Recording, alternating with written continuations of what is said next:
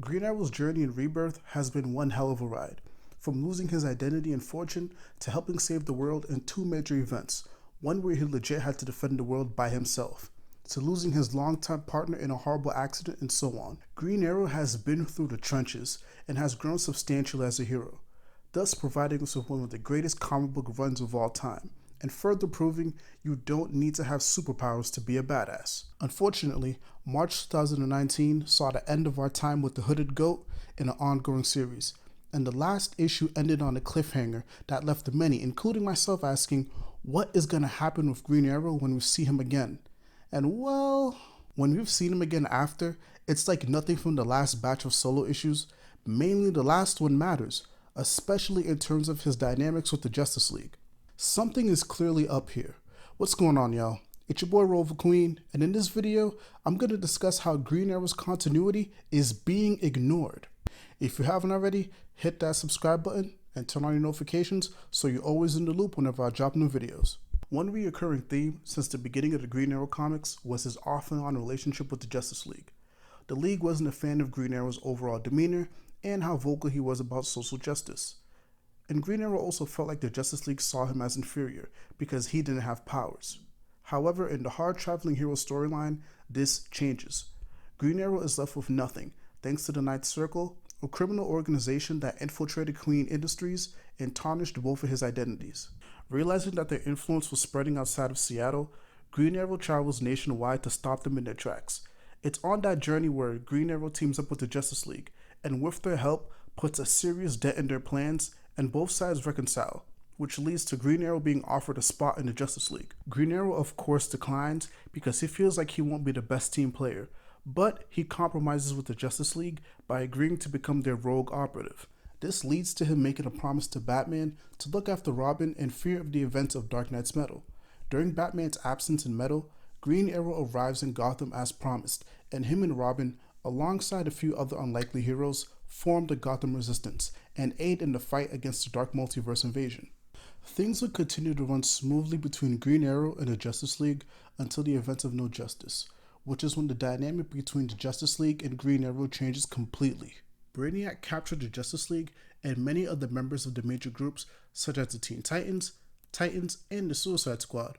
It was Green Arrow, with tactical support from Batgirl, who was able to fend off Brainiac's drones that attacked the Earth. In the end of No Justice, Martian Manhunter, the newly appointed chairman of the Justice League, commended Green Arrow's display of heroism in their absence, and presented him with a mysterious box. Inside the box was a device that could wipe out the entire Justice League.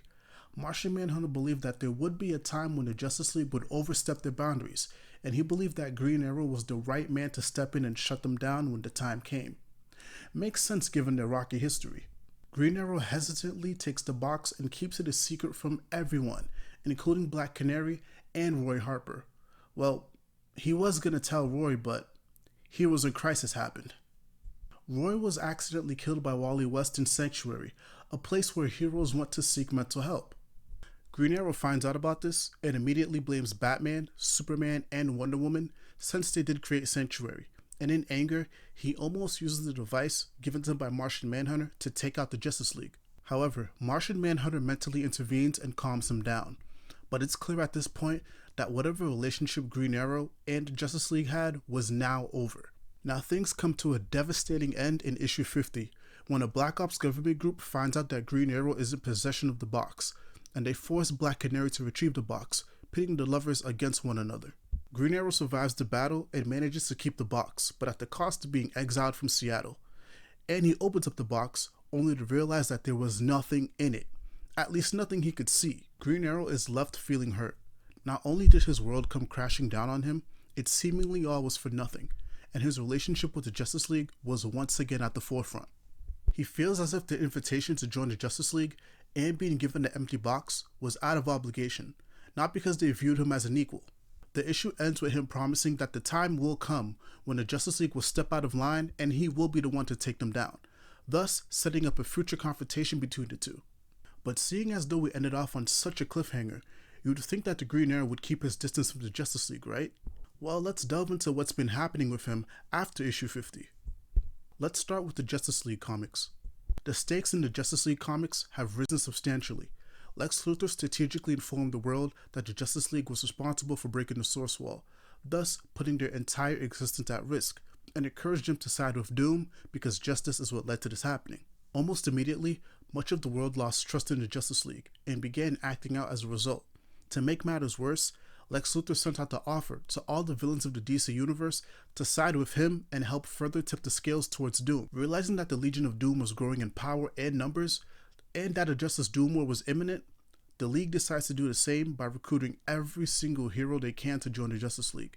Amongst those heroes is Green Arrow and Black Canary. And based off of the brief panels we get of them, it seems like all is well between Black Canary and Green Arrow, and most importantly, the Justice League and Green Arrow, which is odd. Now one could argue that given the severity, it would make sense that Green Arrow is there, since he is a hero. Another argument that could be made is that not everything that happens in the solo books ties directly to team books and vice versa. But here's a couple of things to consider. The first is obviously the timeline between Roy's death and the revelation of the empty box. It would make sense that Green Arrow would steer clear of the Justice League until the time came when he'd need to shut them down. Green Arrow received the box from Martian Manhunter in both his No Justice tie-in and the actual No Justice comic book, so technically speaking, the revelation of what wasn't inside the box should have been touched upon prior to him joining, especially since there's been an ample amount of time between Green Arrow 50 and this current Justice League arc.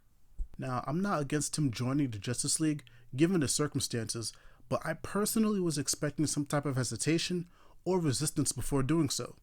But for now, it seems as if Green Arrow is on board with the Justice League again, and all is well. Now, this isn't the only instance of Green Arrow's continuity being ignored. Before Bendis kicked off his 6-issue series called Event Leviathan, there was a prequel that took place in the Year of the Villain special. In that special, Green Arrow and Batgirl stop Malcolm Merlyn, who's trying to escape Seattle, the same place where Green Arrow was banished back in Green Arrow 50. Batgirl ended up being taken by Leviathan, and Green Arrow ended up becoming one of the main investigators alongside Batman, someone who he's not too fond of because he's part of the same Justice League who seemingly treats him as inferior. And also, let's not forget, Batman is also partially responsible for Roy's death if we're going off of the events of Green Arrow 45. Even more so, in the latest issue of Event Leviathan, he refers to himself as a fellow Justice Leaguer. This confirms for sure that the timelines of the Justice League comic and Event Leviathan match up, and it also shows that the individual Green Arrow continuity is straight up being ignored here. The evidence is right there. But is this on purpose, or is there something else major at play here? After the release of Green Arrow 50, DC's Dan Didio said in an episode of DC Daily that Green Arrow needed a reset, and that they wanted him to be a part of the greater happenings of the DC universe before, quote-unquote, spinning him out. This checks out, because as I pointed out, he's involved in 2 major events, aka the Justice Doom War and Event Leviathan. Also, in the solicitations for Batman Superman, one of the 20 heroes that the Batman Who Laughs may infect is Green Arrow. The Batman Who Laughs miniseries showed us that no one is safe. Case in point, Commissioner Gordon, who was revealed to have been infected at the end of the last issue. But just like Commissioner Gordon, the Batman Who Laughs could also infect Green Arrow, who has a shaky history with the Justice League. And maybe, just maybe, us seeing him siding with the Justice League in these 2 major events is him stringing the League along until it's time to reveal himself as one of the Batman Who Laughs' Secret 6. Could whatever happens as a result of that scenario be the premise of his new upcoming series as stated by Didio?